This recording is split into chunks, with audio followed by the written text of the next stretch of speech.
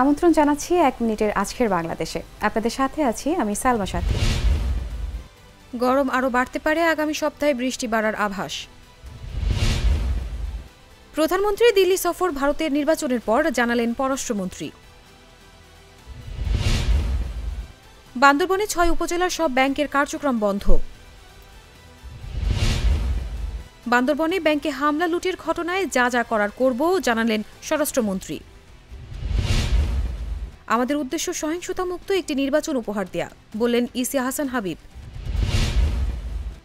আজও পরীক্ষায় অংশ নেননি বুয়েট শিক্ষার্থীরা। কেজিতে ৭.৫ টাকা কমল এলপি গ্যাসের দাম।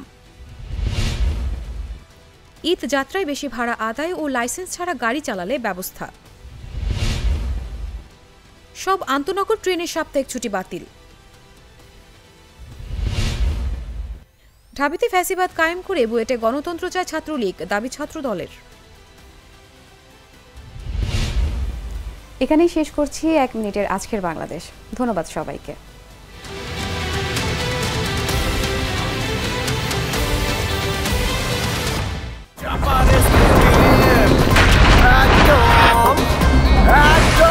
শপথ ভাই তোমার মামা?